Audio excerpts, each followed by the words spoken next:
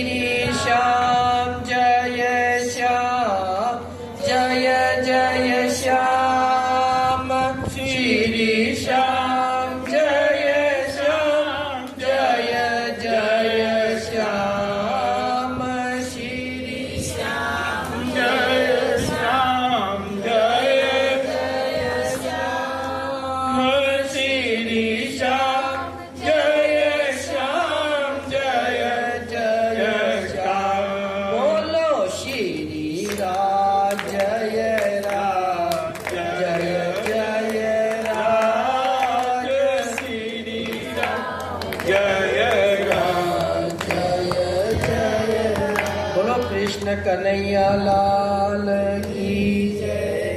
सच्चिदानंद रूपाय विश्वोत्पत्त्यादि Hathaway तापत्रय विनाशाय श्री कृष्णाय वयं नमः।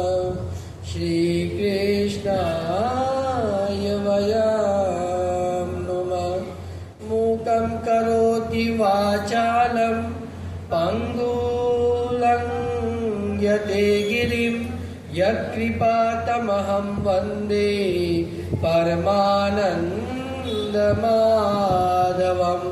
यत्कृपातमहं वन्दे परमानन्दमाधवम्।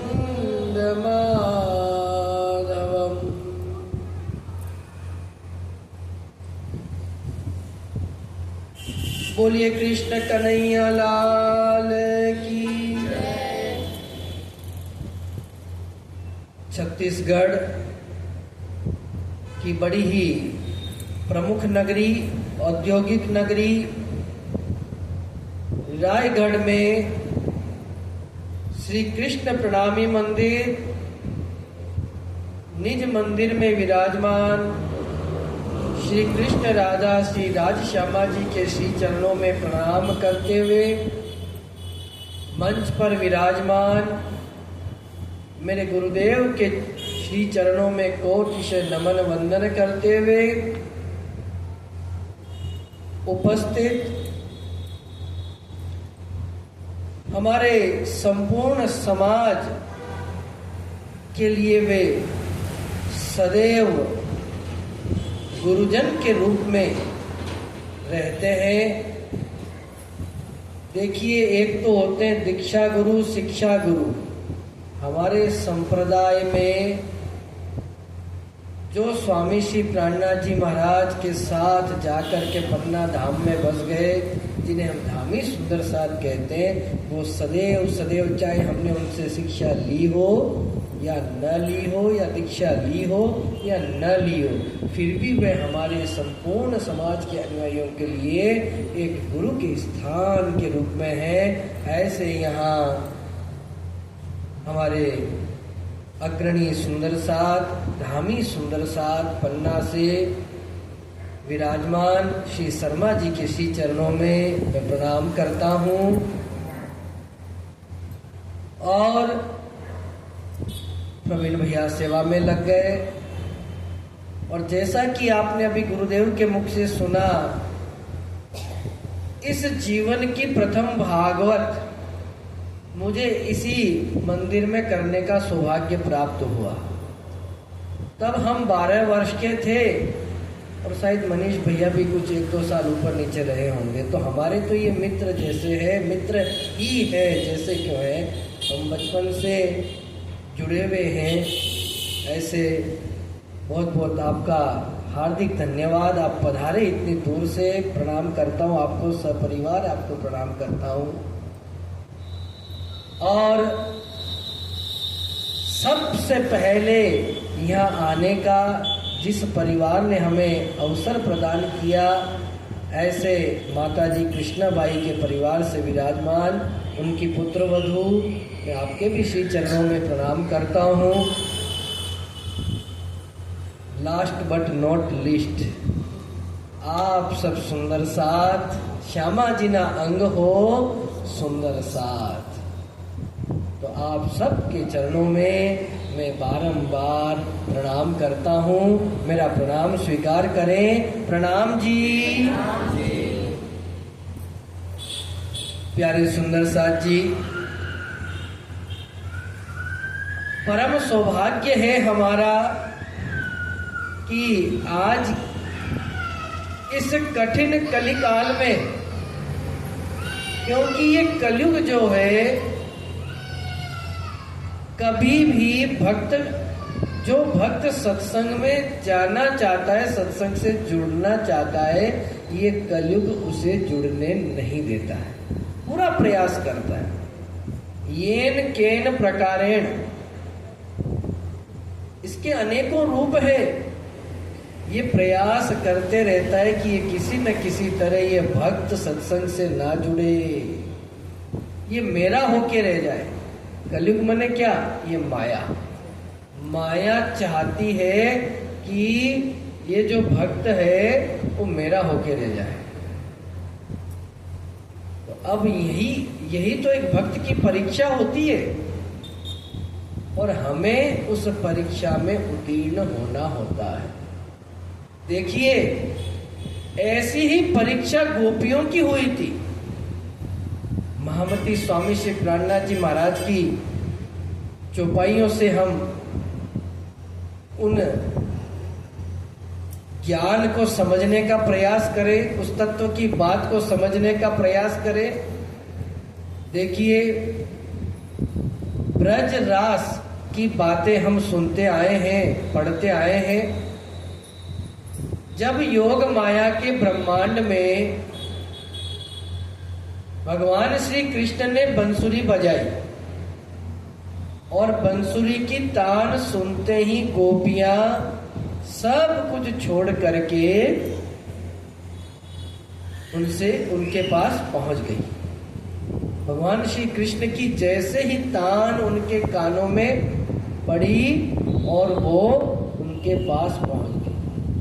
अपना घर परिवार सब कुछ एक क्षण में उन्होंने त्याग दिया। कैसे त्यागा, इस विषय में पूर्व में जहां हम थे नागपुर में, हैदराबाद में, वहां पर इसी बात की चर्चा हुई। उसी चर्चा को मैं आगे बढ़ाऊंगा। अब कैसे त्यागा, आपको अगर ये सुनना है तो जरूर सुनिएगा। हैदराबाद की सत्संग का भी हमने वीडियो भेजा है, यूट्यूब पे देखना आप, कि एक गौ के बछड़े का खुर का जो खड्डा होता है उसमें जैसे पानी भरा होता है, उसको लांघने में कितना समय लगता है, ऐसे ही गोपियां जब उस बंसुरी की तान को सुनती है, वो तान नहीं थी, जिस बंसुरी जो भी सखी जो भी गोपी सुन रही थी उसे उस तान में अपना ही नाम सुनाई दे रहा था कि वो मेरे धनी, वो मेरे पिया मुझे ही बुला रहे हैं। और जब अपना नाम सुने, अपने धनी के मुख से अपना नाम सुने, तो फिर रह सकती है क्या? एक पतिव्रता अपने धनी के मुख से अपना नाम सुने कि अपने धनी हमें बुला रहे हैं, तो वो रुक सकती है क्या भला? फिर उसे संसार का कोई बंधन नहीं रोक सकता। किसको? जो पतिव्रता होती है उसको। पतिव्रता माने क्या? जिनके एक धनी, हमारे एक धनी है, वो पूर्ण ब्रह्म परमात्मा अक्षातीत श्री कृष्ण, उनकी जब मधुर तान को जब सुनी पहुंच गई। और जो पतिव्रता नहीं होती है वो चाहे जितना उनको तान सुनो, उनको कोई फर्क नहीं पड़ता, उनके लिए ये संसार ही प्राथमिकता होती है।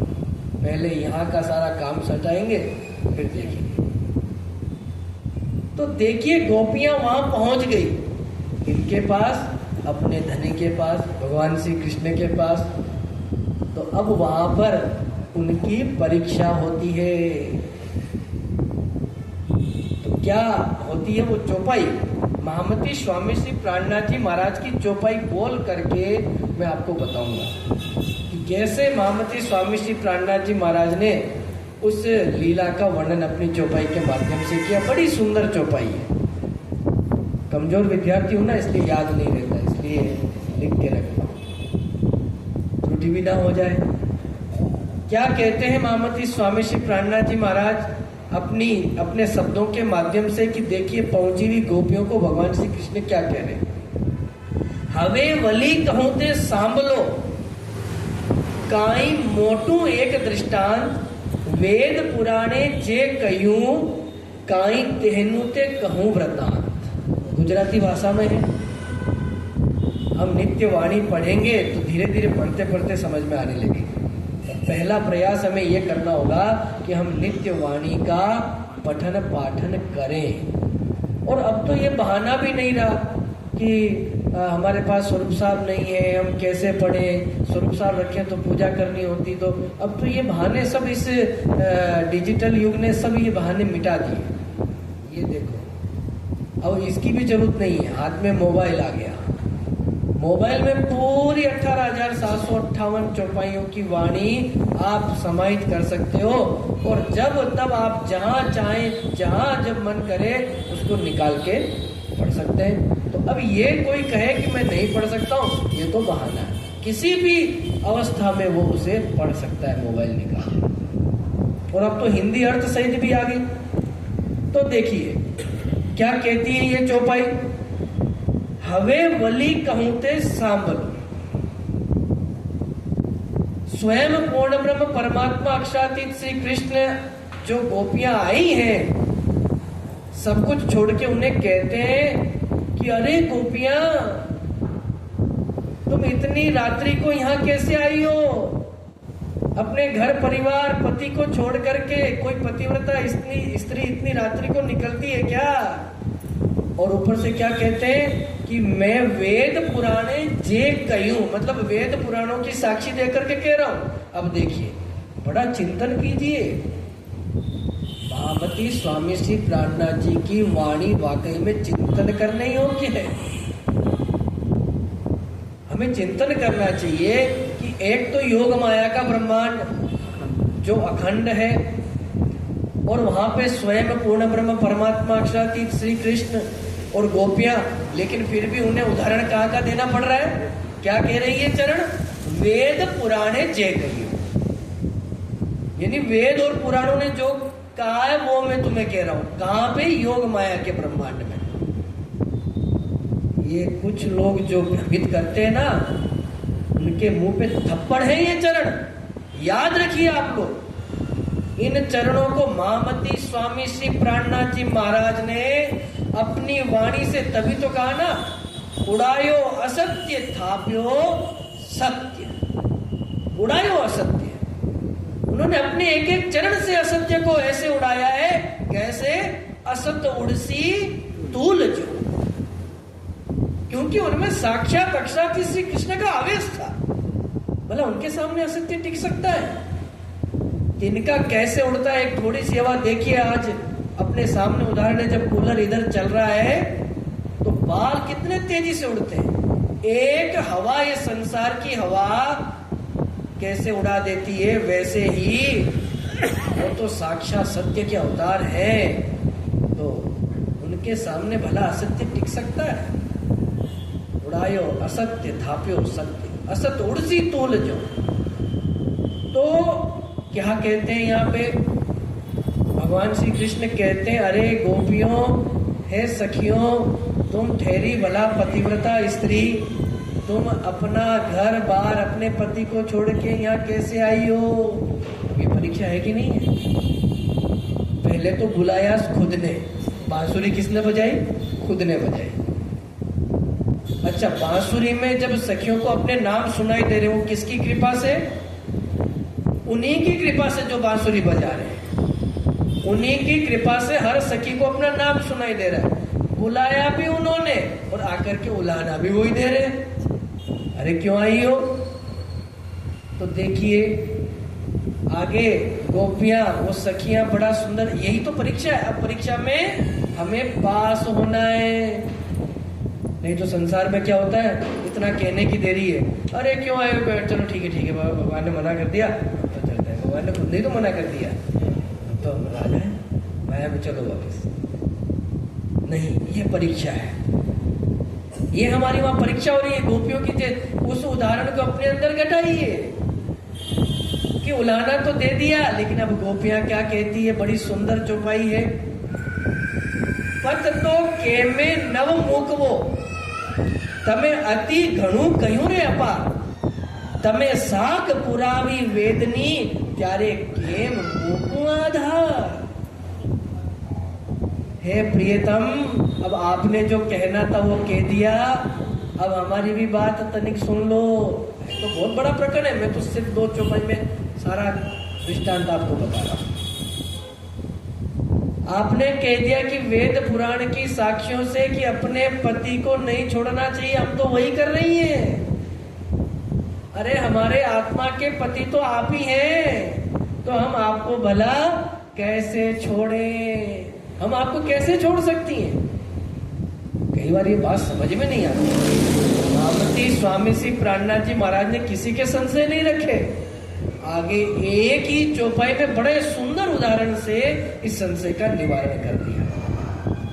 क्या चौपाई कहती है? बहुत सुंदर चौपाई है, इसको बड़े ध्यान से सुनना। हम हमेशा पढ़ते हैं लेकिन ध्यान नहीं देते। क्या कहती है चौपाई? फल रोप्यो आंबो तम तणो, वाड़ कांटा कुटम पाकल, बीजो झांपो राखोपू करे, काई शोरे सनमंद देसो फल। ये सुंदर चौपाई है। इस चौपाई का अर्थ क्या है? ये एक दृष्टांत दिया है महामती स्वामी श्री प्राणनाथ जी महाराज ने आम के उद्यान का। जैसे एक लैंडलॉर्ड है जिसकी जमीन है, वो वहां पर आम का बगीचा लगाता है, आम के वृक्ष रोपता है, आम के वृक्ष लगाता है। आम जैसा जो फल है बड़ा मूल्यवान होता है, तो उसने अपने आम के बगीचे की सुरक्षा के लिए द्वारपाल भी रख दिए। ठीक है, आम का बड़ा सुंदर बड़ा विशाल बगीचा है, बहुत से उसने आम के वृक्ष लगाए हैं और उसकी सुरक्षा के लिए द्वारपाल, जिन्हें हम क्या कहते हैं, गार्ड नियुक्त कर दिया, चौकीदार नियुक्त कर दिया। अब ये बताओ, जब उसमें फल आएंगे वृक्ष के ऊपर, तो उसका अधिकार उस मालिक का होगा कि द्वारपाल का होगा? चौकीदार का होगा कि मालिक का होगा? मालिक का होगा ना। ध्यान कौन रख रहे हैं? चौकीदार। लेकिन मालिक कौन है? उस फल के मालिक कौन है? तो इस उदाहरण से कैसे समझाया महामती स्वामी श्री प्राणनाथ जी महाराज ने कि ये जो फल है वह आत्मा का स्वरूप है, ये वृक्ष जो शरीर का स्वरूप है। वृक्ष क्या है? ये शरीर है, और इस शरीर के अंदर जो आत्मा है वो फल का स्वरूप है। तो शरीर तो निर्जीव है, शरीर में प्राण नहीं है, चेतना नहीं है। इसमें चेतना किसने डाली? आत्मा को किसने डाला? उन परमात्मा ने। उस परमात्मा का अंश है ना। तो जैसे वृक्ष के बीज किसने बोए?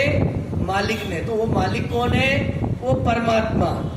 उन परमात्मा ने बीज बोए, यानी इस आत्मा को उन परमात्मा की कृपा से ये आत्मा इस शरीर में प्रवेश करती है। तो अब यह सखियां कहती है कि इस आत्मा के मालिक कौन हुए? अब साथ में क्या कहा कि आपने इस शरीर में आत्मा तो भेज दी और ये कांटे साथ में भेज दिए। कुटुंब परिवार को क्या कहा है महामती स्वामी श्री प्राणनाथ जी ने? कांटा। कांटे की बाढ़ होती ना, बाढ़ कांटा कुटुंब पाखर। ये जो लौकिक परिवार है ना, उसको क्या कहा महामती स्वामी प्राणनाथ जी ने? ये कांटे की बाढ़ है। और ये जो शरीर के पति है उनको क्या कह दिया? ये द्वारपाल है, चौकीदार। अब इस शरीर में आत्मा को भेज दिया और एक पति, लौकिक पति के रूप में चौकीदार भी भेज दिया। लेकिन आखिर कर उस फल का मालिक, फल का अधिकार अपने मालिक का ही होता है। वैसे ही इस आत्मा का अधिकार ये शरीर के जो पति हैं उनका नहीं है। आत्मा का अधिकार तो उस पूर्ण ब्रह्म परमात्मा, उस पूर्ण ब्रह्म परमात्मा का अधिकार, इसके आत्मा के धनी वही है। तो ऐसे करके ये सुंदर आम के उद्यान से ये सुंदर उदाहरण हमारे सामने प्रस्तुत किया। प्यारे सुंदर साथ जी, सारी बात की एक बात, इन्हें कहते हैं ना सार का सार। क्या है कि हर धर्म प्रचारक हो, चाहे वक्ता हो, चाहे ज्ञानी हो, चाहे वेद हो, वेदांत हो, पुराण हो, जैसा कि आपने गुरुदेव के मुख से सुना, ये संसार नश्वर है, मिटने वाला है, मिथ्या है और ये आत्मा अमर है। तो अब हमें ये तय करना है कि जब आत्मा का स्थान ये संसार नहीं है तो आत्मा का स्थान वो कहाँ है और आत्मा के धनी वो कौन है?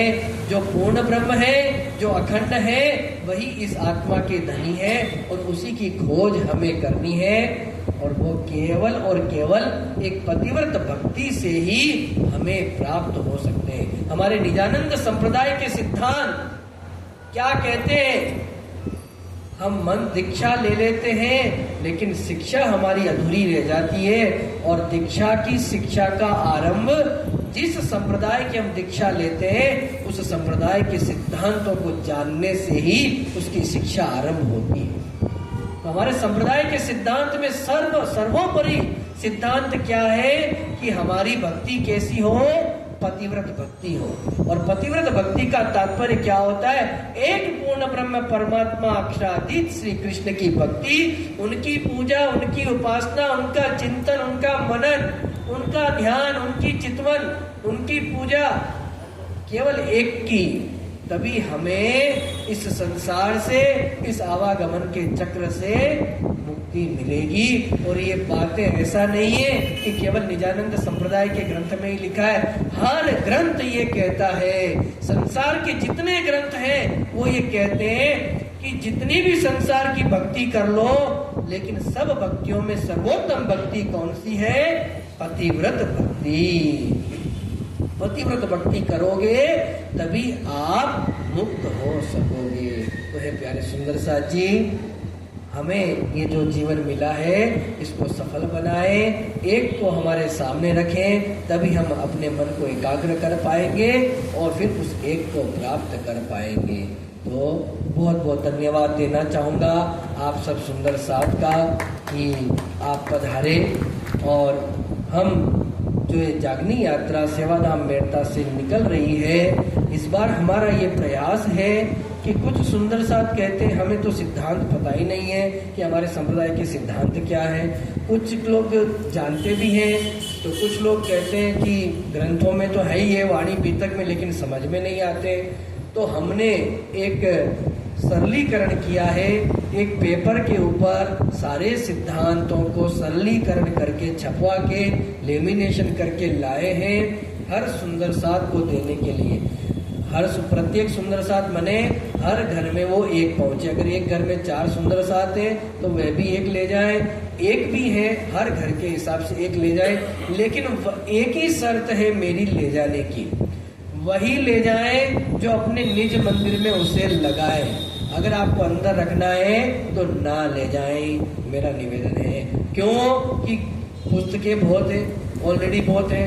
क्या करते हैं, बंद करके अंदर रख देते हैं, हमारे सामने कुछ आ ही नहीं पाता है। तो ये एक ही पेपर है, अगर आप उसे लगा सकें निज मंदिर के अंदर तो वह अवश्य मेरे से ले लेवे और ले जा करके उसे पढ़ें, आराम से पढ़ें, उसके बारे में चिंतन करें। ना समझ में आए तो पूछें, हम रात को 2 बजे तक यही हैं, उसके बाद भी पूछ सकते हैं, फोन करके पूछ सकते हैं। तो ऐसा क्योंकि जो धर्म प्रचारक होते हैं उनका भ्रमण सुंदर साथ की आत्मा को परम धाम में रमण करवाने के लिए ही होता है। भ्रमण में रमण छुपा है, तो कैसे हर सुंदर साथ की आत्मा उस परम धाम में रमण कर सके, हर धर्म प्रचारक का भ्रमण यही है। तो आइए अब हम जयकारे के साथ इस सभा को यहीं पर विराम देंगे। मैं फिर से एक बार बहुत बहुत धन्यवाद देना चाहूँगा इस सभा के आयोजन करने वाले, यहाँ श्री कृष्ण प्रणामी मंदिर रायगढ़ के, जिसे मैं समझता हूँ प्रमुख के रूप में है, विकास जी अग्रवाल न होते हुए भी उन्होंने, शायद हमारी बात नहीं हुई, कहा है, हमें वहाँ मिले थे भुवनेश्वर में, तो पता चला कि उन्होंने सब यहाँ पे कह के रखा है। और कुछ परोक्ष रूप से होते हैं जो सामने रह कर के व्यवस्थाएं करते हैं, कुछ उन्होंने जैसे फोन पे कहा, तो यहाँ पे माता जी कृष्णाबाई की हमारे पुत्र वधू यहाँ उपस्थित है, और भी जैसे हमारे प्रवीण भैया, तो इन्होंने सबको फ़ोन किया, सबको सूचना दी।